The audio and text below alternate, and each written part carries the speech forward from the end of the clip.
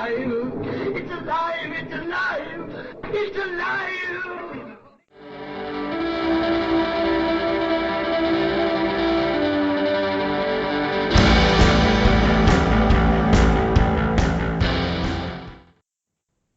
Hello and welcome to Alive After Reading. I'm Tim Niederreiter, and with me today is a returning guest and a good friend of the show, Eddie Generous. Welcome to the show. Yes, thank you. Welcome back. And Eddie, tell the listeners a little bit about yourselves, because it has been a minute since you've been on. Yeah, I guess I've had a pretty busy year. I started writing giant monster books and selling them to Severed Press. And they like a fast turnaround. So I've had 4 of those come out, I think, since last time we talked, and I've also got all the unnerving stuff. So the magazine, the podcast has slimmed down a bit. I'm looking to get back into that in February, but also Rewind or Die is a series I put together with a whole bunch of authors. A good percentage of them are women, which was really exciting to have more women writing, gory horror stories that have that retro vibe to the VHS days. So there's the first 3 of those books came out this week. And then on the 25th, I've got a book titled Plantation Pan coming out through Omnium Gatherum. That's it's a sequel to Arthur Machen's The Great God Pan, but you could read it alone, of course. But it builds off that story. So that's kind of the sum. I guess I also have I don't have a date for it yet, but Savage Beasts of the Arctic Circle is another novella coming out from Severed Press in the near future. So I'm busy with stuff, but lots of things. Oh, that's badass. Actually, yeah, I was going to say, though, I'm kind of curious, if you don't mind saying, how is working with Severed? Because I've heard mixed things about them lately. I was considering submitting to them a little while ago. Well, I've heard, here and there, I've heard whispers, but you don't have to go into it if it's not. Well, I've heard those same things. I think maybe earlier on, and I can attest to this because I've started a small press, is sometimes there's bumps when you're starting up. But as far as I've seen, they have so many books come out. It can be a bit of a struggle to get a hold of your editor after your books come out.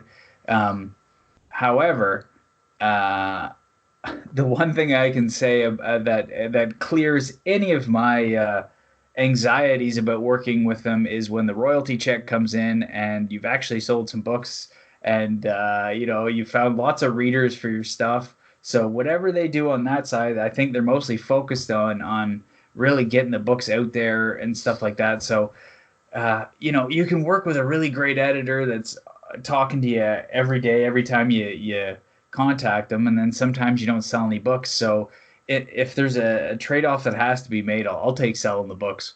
Oh, hell yes. Yeah. I would do the same. I've had traditional publishing of any kind, or, small press publishing of any kind on my docket. But I was actually considering submitting them. Maybe I should. I still haven't done anything with that book. And thinking intensifies. But anyway. Yeah. So which of your projects? You have an awful lot of projects that you've come out. Geez, is that like 8 books that are coming out or have come out in the past year or so? Good job. I aspire to that kind of ability, that kind of production. I came out with 4 last year, I think. Geez, I don't even remember. 4 or 5 between. Yeah. Well, it's kind of it's been a long time in the progress. It's like these books were mostly like all the big monster books. Those don't take me very long to write them because I have such a good time writing them. They're just kind of like, I don't know what's happening while I'm writing them, and I'm laughing away at it, the crazy shit I come up with. It's like, it's a lot of fun. The other stuff, the collections, some of those stories are 7 and 8 years old. I've been writing a good number of words. I keep track.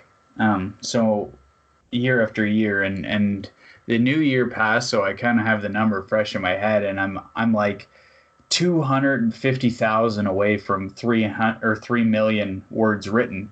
So it's like you can go back and polish up some of those early turds. You know what I mean? Like Yeah. some of that stuff is rough as hell, but there's good ideas in them, and so I've been doing that a little bit, but at the same time, I still get I don't know. I read a lot of old horror comics and stuff like that, and they have fun images, but the stories are crap. Usually, they're like just these stupid little things that they don't go in a great direction. But as you're reading them, you're like, if this had gone in that direction and had some actual characters in it, this would be a cool idea. So I do sample a bit of I'll see a picture of like like one I just read was Demon Child was this thing. It was about a demon child, and the story was stupid as hell. But it's like, if that demon child had been this way, so it gets you into a mind frame of like coming up with new ideas to well trodden things, because everybody's read a story about a demon child, like Right. Rosemary's Baby, The Omen, that kind of thing. yeah. So it's all been done before, but everybody can and add their own little touch to stuff. That's a great point, because actually, one of the things I've struggled with, and I'm kind of coming to terms with it now, because I've seen which of my books that I've come out with have been more popular, and which ones kind of flounder because people don't know what to do with them. I don't think there's not necessarily a difference in quality, but there's definitely a difference in accessibility.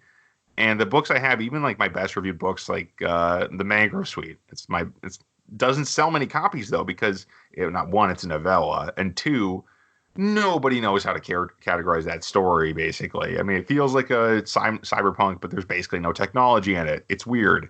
I mean, there's a bunch of alternatives to technology, basically, and that's the kind of story. I'm like, I love that kind of subversiveness, but if you're subversive up front, it's not so good. So taking a more familiar approach, like it's hard to get people into it. I mean, it can be a good story, but it's hard to get people in there.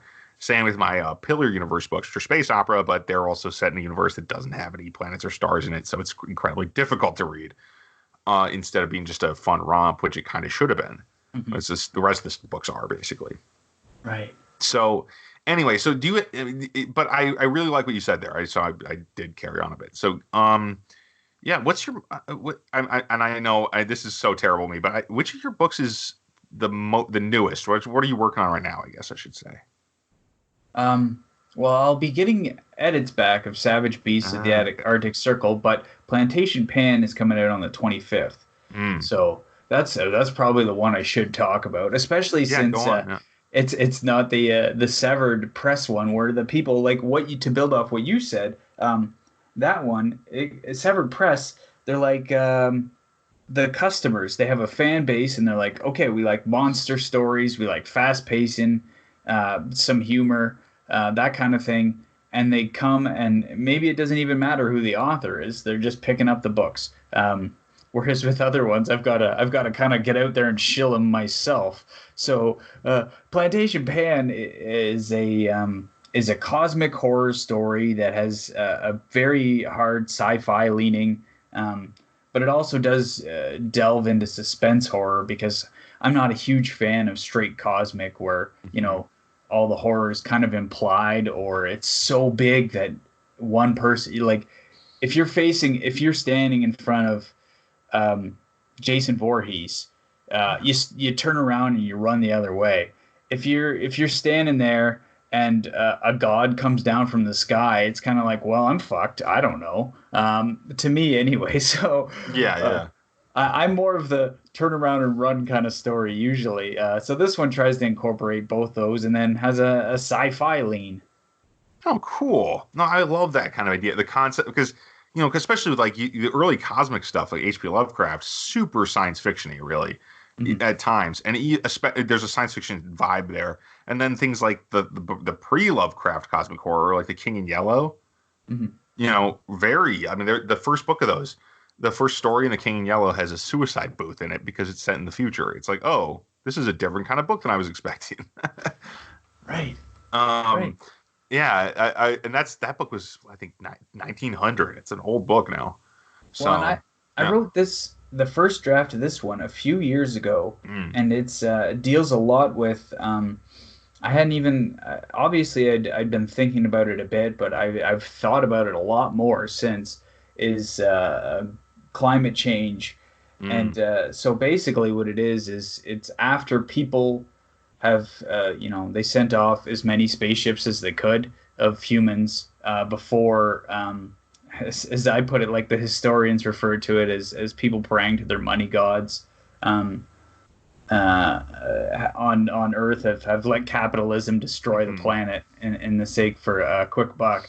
So it's kind of like the people coming back, and they're going to they're looking to resume life on Earth 100 years after, or 1,000 years. I forget what I put. It was it's a not big that chunk, important, but it's a big chunk of time. Yeah. big chunk of time that the Earth has kind of corrected itself. Like nature has done its duty, and the trees have grown back, and they've cleaned the air. So they're going to move back, and they find there's something lingering still, and the old frameworks of humanity. So that's kind of where that one is.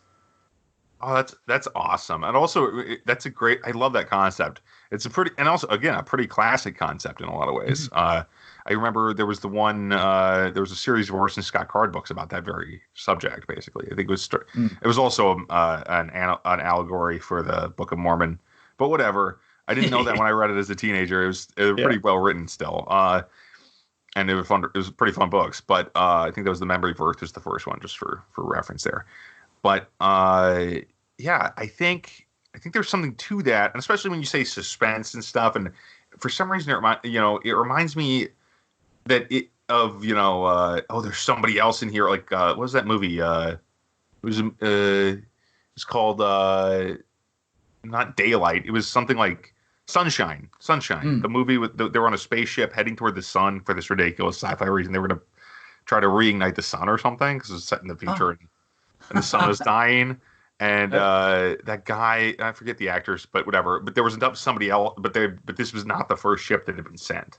It's that kind of thing. Oh, there's somebody else in the house, kind of stuff. That horror stuff. And it is very much a horror movie, so pretty terrific, if I recall. Weird though, because that was the one where the darkness was the safe place, and the light was the scary part. So I like when they flip that, because cool. Because you're kind of used to expecting the scary clown to jump out of the shadows, whereas if the scary clown's just hanging out in the shadows doing nothing, and something attacks you from behind in the daylight, that's the whole flip of it. You were feeling safe, and now you're in trouble. Any little thing to skew the originals is all new and good and welcome, and then for me, as much as we talk about changing stuff in the originals, I'm still a sucker for if I know a story, like as I mentioned slashers, if I know a slasher's going in a slasher way, I'll still sit. Like I watch all the Friday the 13th movies every year, at least once through. Like I still I'm still a sucker for the simplicity of and beauty of that that machete's going in, and it's all good. You're prepared for that. That makes perfect sense. Yeah. I can't. I guess that's the thing. I mean, I guess this might be kind of the theme of this episode, because really what I'm talking about is with my come to terms with the fact that people really just want to read something they're used to, at least for starters. You need to get them in the door. Then if you want to, you can subvert their expectations or do something different, and they'll be fine with it most of the time. That's the thing I've noticed, really. But if you start with a story that says, no, you have no idea what to expect here. If you do that on line one, it's very difficult. I should stop going on about that. It's my current hang up. So as far as I'm so bad. What was the name of the book again? The one you've got coming out on the 25th? Plantation Pan. Plantation Pan, right. So there's I think that one of the cool things about that concept is because we already know space is scary. Space can be very scary. I mean, alien, not to mention just a void of nothing being out there. So it is almost kind of a minor twist. I mean, obviously but it's also the same as we reached the uninhabited island, and now, oh wait, there's something here, you Right. know. So, and I love that kind of thing. I'm not really a huge horror reader or watcher, but there's a certain kind of suspense in horror that I really enjoy in other stories. And I Right. gotta say, so even in your the big monster stuff, I mean, I just to get back to that for a second, I think it's on topic here. Is that the big monster fiction is kind of horror too, isn't it? Would you say it is Uh, or not? yeah, it's a lot more of it though would be like B horror. Yes, yes. Did you ever see that movie? And the most recent one I had come out was just called RAR. Uh, Originally, I pitched the title RAR: Attack of the Prehistoric She-Bear. But the editor's like, no, let's just go with RAR. That's a good And I one. was like, oh, okay, okay. I really liked having it. You know, that old Simpsons joke. Rah rah rah, she bear. That's all I hear. So I wanted to incorporate she bear in it, but they didn't go for it. So that's fine though, because it's sold well. So he knows what he's doing. I defer those notions on him. But it's mostly like to speak on the movie Grizzly that came out in the 70s, which was essentially they're like, hey, let's make the movie Jaws with bears, or a giant bear instead.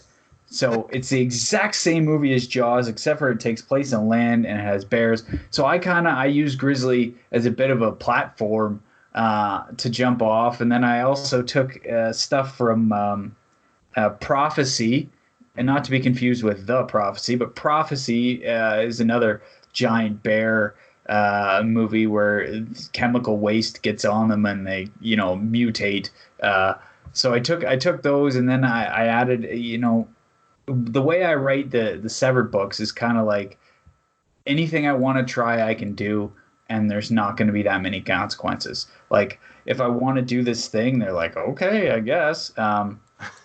Do it, go for it. It's big They'll and figure out how to silly. market it. Yeah, It's like sometimes people get mad because I've crossed the genres before. Trouble at Camp Stillwaters was actually a slasher meets a giant monster. fascinating. Um, Actually, but that's a little bit too far, right? And a little bit too yeah, weird. people are like, "There's too many things going on," and then other people are like, "That's incredible." But for the more, I would guess about half of them, they're like, "This is too many things." Mhm. And when half the readers seem to be upset, you might be in trouble. Yeah, maybe. Yeah, it's not a great ratio there. But you know what? I really enjoyed writing. Those are like I love big monsters and I love slashers, so putting them together seemed like great fun to me. Like if you can have fun while you're writing what you're writing, and then you can sell it to a publisher or sell it to an audience.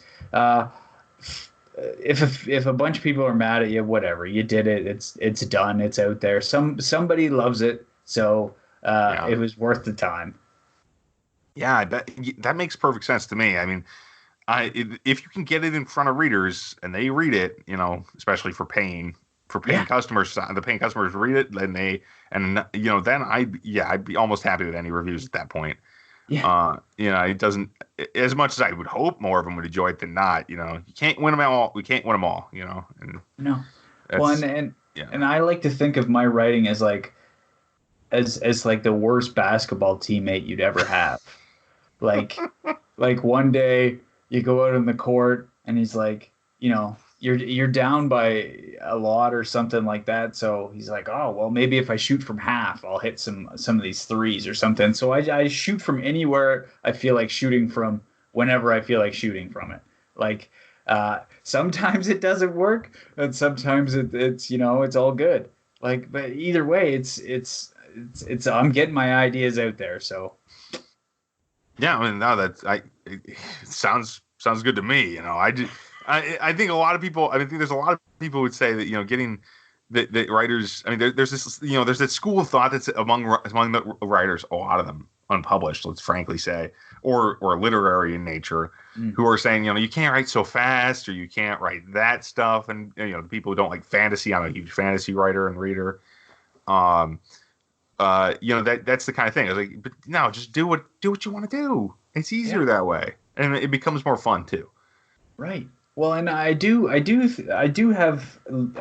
speeds. Mm. And I come back to what Stephen King always talked about when he wrote The Shining, because he was like he'd written he had Carrie and Salem's Lot, and then the Night Shift collection, or just called Night Shift, not the Night Shift. But he had those three books out, and he decided he's like, okay, either I can write another book of that kind of gear, or I can, try for something a little harder. So I do have those books, Okay. and they never seem to find a publisher. So Fair enough. Yeah. well, I also have like I also do a little more diligence where I'm like shopping to agents and stuff like that. So they take me a lot longer. But these like the Severed Press novellas I put out, sometimes sometimes they take me like 7 days to write the whole thing, the first draft, and it's just like pure racing fun because it's like I have no idea what's going to happen. But luckily, I think when you don't plan out stuff that now with science fiction and fantasy, you have to do more world building. So Yeah. with stuff where you're kind of like, okay, this takes place in somewhere you've seen before. You don't really have to plan that much out, and then you don't run into stuff that happens for no reason because you're like, well, and this, and then this, and then this, and it all just kind of like comes together. And then maybe if you go back and you can add some slime to the teeth or something like that you've forgotten, but mostly it's just like racing to the finish to get to the next story for me. Yeah. How long are these novellas then? You say they're, yeah. 30,000 words usually. Okay. Not bad. Not bad. That's a good length, I think. That's about as long as the Mangrove Suite, the one I mentioned earlier. Yeah, that's their minimum is 30,000. So, well, I have written longer because I know. I just thought it was funny. Well, Funny yeah. coincidence there. I don't know. Yeah, no, not quite. I think 30,000 is a sweet spot for a No, it's a novella. good length. It's like 120 pages, maybe 100 Yeah, and pages, something like that. you're reading it in like one or two sittings, and so it's all good. No, it's a good length. I mean, I've written a bunch of novellas, and the ones that go under 20,000 are a little bit too light for me. I mean, like I've done a few that were like 18,000. That's like the Right. minimum length for a novella. I mean, in the technical sense. Yeah. And that's pretty light. But about 20,000, 30,000, that's a good deal. I like that length. Yeah. Yeah, Nothing wrong with that. it feels like it's, if it takes less than an hour to read, that's kind of like I guess you can call it a novelette, but it's still in the short story kind of range. Mhm. Whereas unless you're getting very literary, 20,000 words usually takes about an hour. I don't know. No. I think that's more like an hour and a half, maybe. But yeah, it's pretty close, yeah. right? It's 20K not, is yeah. 20K is like 80, 90 pages. So maybe 70 or 80 pages. Depends depends how long your pages are. But yeah, it's not a whole lot of words. Anyway, enough splitting hairs about that. Yeah. Yeah, because you know what, you get in these arguments with people. I saw one call for novellas up to 90,000 words. I'm like, since when is a novella 90,000 words? Yeah, newsflash. That's news to me. I mean, I've written 40,000 word novellas, but I think that's the upper limit in my book. I mean, as far as, and then after that, it's a novel. 40,000 plus to me is like a novel. Yeah, But and then you look at that book that Stephen King put out. That this was the publisher doing it. They put out a non-horror book that was like maybe 25,000 words max. It was Elevation I'm talking about. They put it out on Halloween, non-horror Stephen King book, and wrote a new novel on the cover. Oof, And yeah. it's just like people were mad. You set a guy up to fail there because he's gonna get like you get your 500,000 pre-orders or whatever he gets. Yeah, because he just got a huge fan base. Yeah. Right. Yeah. Like I went out and got it first day, and I was like, holy shit, this is a teeny book. Like it is teeny. And it's not horror, and they released on Halloween anyway, just because it's a Stephen King book. Ugh. Just imagine like everybody's like, ooh, a Halloween Stephen King book. You're thinking this has got to have a monster in it, but no, it's about coming to terms with aging and death. It's a great story, but it sure sounds pretty good, as yeah. hell ain't sure as hell ain't a It's horror not Carrie. story. It's not Carrie. It's not No. even. It's not The Shining. It's nothing like that. No, and it's not even long. It's not even as long as Carrie. and it's like it's Yeah. probably a third of as long as Carrie, and Carrie was short as hell too. Yeah, 75. Yeah, that sounds about right. Carrie being like 70 or 80,000 words makes sense to me. I mean, I haven't read it, but it's interesting though. When we were talking about novellas, get back to that a little bit, get back to your work a little bit. But it occurs to me that well, it ties Stephen King in a little bit because with movies, movie scripts are like 200 pages long or whatever, or 150 pages long, something like that. Or actually, no, I think 120 is a 2-hour movie. Yes, it's because it's 1 minute per page. Okay. And so that's why I think, and I tend to think novels are almost too big for movies, the way I write them anyway. Right. Because I write, lately I've been writing big 120, 150,000 word books. The 150,000 word ones aren't out yet because I'm kind of, they're longer to write. Let me put it that way. They're bigger books. Right. And more complex too. But when I look at these, I'm like, there's this cinematic quality to a novella. It feels like, okay, we're going to watch this. It's a good long chunk of entertainment, but you're going to be able to get through it in one sitting kind of thing, or 2 sittings. And I think that's really neat. I don't know. I don't know where I was going with that, but I think it's a really cool length of book for that reason, because it has this kind of equivalency with a movie, because it's the same kind of time frame. Right. And I think people, we've been kind of like evolution continues in our television, and now we're kind of getting into even shorter stuff. I think you see, like, booksellers are starting to put out just a short story, like a long short story in paperback, and it's like, okay, yeah, if it's gonna sell, that's great, because any money going to an author is good money. But it's like, has our attention span gotten so far that now the 7,000 word short story is the novel? Like, I don't think we're quite there, but I can see what you're saying. Yeah. I just recently read a Dean Koontz novella or novelette. It was like the first of maybe 20, 5 or 6 at least. There were a ton of them though. Maybe it was probably more than 5 or 6. It was like this. I forget what the book was called, but a picture of a burning house on the cover. It was a good book. It was a good story, and I read it for free with Kindle Unlimited because I had a trial, and I'm like, that was cool. I made me very excited about it. But then I realized, oh, it's a series. It's like a TV series. Oh, that's cool. Great idea. Didn't really get around to it, and then my trial ran out. So, yeah. But it's one of those things that, like, I don't read quite enough to have a Kindle Unlimited subscription full time. So, that's the kind of book that's going to be escaping from me until maybe I, until I find ones that I really like enough to just go and motor through. But that first one was really quality. I'd not read a lot of Koontz before. And I was a little bit surprised by how much I liked it. I think it was in present tense. So it was very strange. It provided a lot of immediacy. But it's this weirding for me because I'm a past tense reader. I don't know about you. Right. But I think a lot of people are used to past tense. And it's just... it adds just the present adds a little bit additional like edge to it when you do it right. Anyway, geez, right. I'm all over the place. No. Well, we're still talking about books, so that's one point there. Yeah, actually, though, we are getting a little later on the show. So, have you been reading anything lately? And if so, what would you recommend?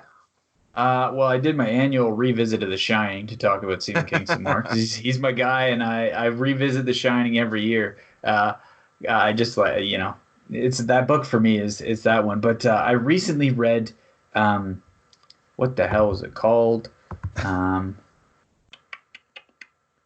My Year of...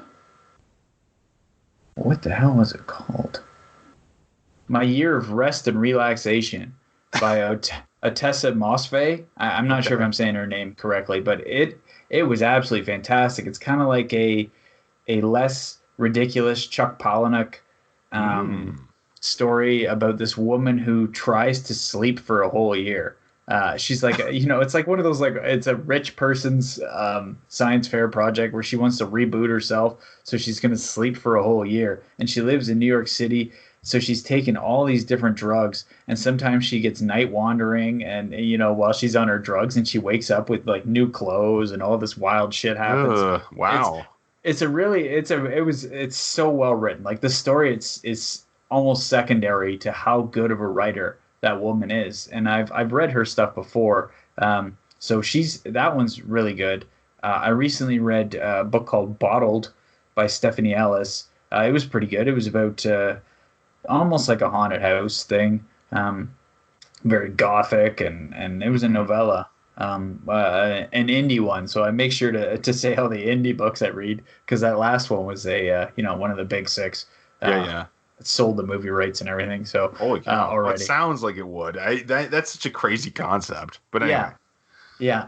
And I'm about halfway through Rebecca by Daphne du Ooh, Maurier. okay. And that's a dense read. Those old gothic romantic ghost story things. But I try to read as many different types of thing as I can because every time you read something that's really well written, and I'm stealing this completely. This is not original idea. It's Joyce Carol Oates. Is you're like that much better of a writer because you've read that great book. Even if you don't use all the stuff, you building in your head that like foundation. So switching up, I read almost anything except for I can't really get into hard science fiction and hard fantasy where it's just like too much world building. I'm like, I'm out. Yeah. I can't do it. Fair enough. Yeah, I think. Let me see. What have I been reading lately? I actually didn't have a lot. I mean, I've been traveling, and surprisingly, I didn't find a lot of time to read. I mentioned this last week, but I got this book that I've been reading, and I actually got a bit of a distance into it now, which is it's nonfiction. It's a memoir called at least I'd classify it as a memoir. It's called The Pulp Jungle by I think Frank Gruber. Yeah, he's a pulp writer. He wrote back in the 30s for like Black Mask and other publications like that. And pulp magazines, and he most of the book that I've read so far is him starving basically in New York in the 30s because he's not having a lot of success yet, but he became a pretty big deal as far as pulp writers, and it's interesting, a little depressing at this point because like, oh wait, that would be me a few years ago. Like, I was writing and not making much. It was rough. Right.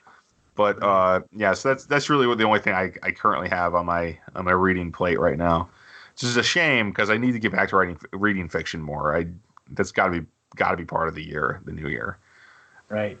Yeah. Well, and that pulp stuff though, like I look at the era of the pulp writer, and I think I would have been more suited for writing in those times. Just how many stories I write. Like, yeah. Because there were so many more readers because the TV only had 2 stations, so people actually had to read books. So it's like, and like what did I read? The guy who wrote Perry Mason. I forget his name now. But he wrote something like 3 million words before he ever wrote a novel. So he was selling short stories that fast because there were so many places buying them.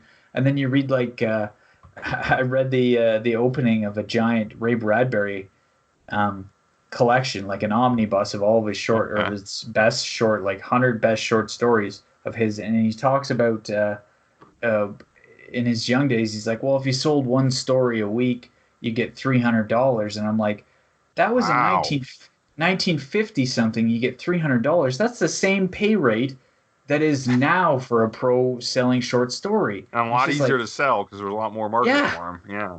Yeah, but it's like, man, we're going downhill. Like, so well, kind of. I guess the trick is to get somebody to make a movie out of one of your books.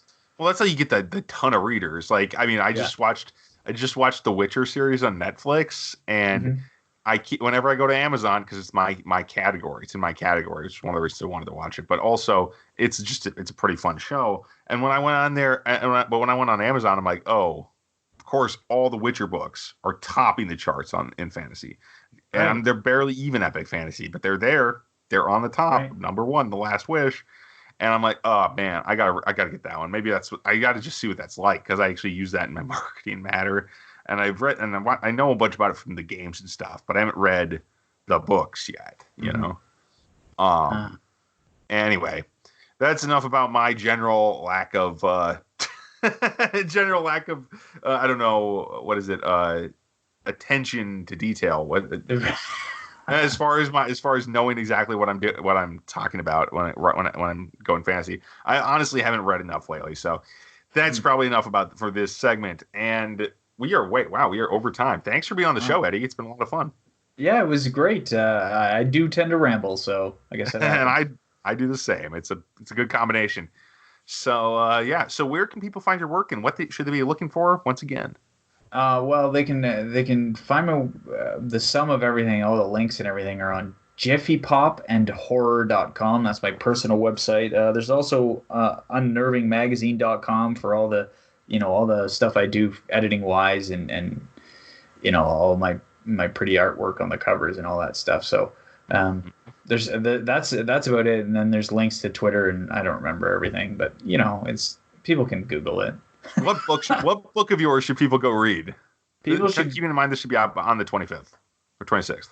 I don't know. go out and pick up Plantation Pan so I look good to my editor, my new editor. This is my first book with this publisher, so do me a solid and go pick that one up.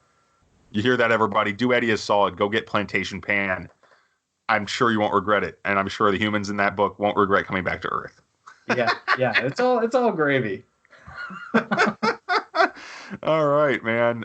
Thanks for being on. And as for this show, you can find more of us at mentalcellularpublications.com. You can find all my work at amazon.com. And I got some big news coming up soon, but it's still secret. So, you better follow the podcast to find out. You can do that on Libsyn or at mentalcellularpublications.com. Thanks for listening, everybody, and we will talk to you next week.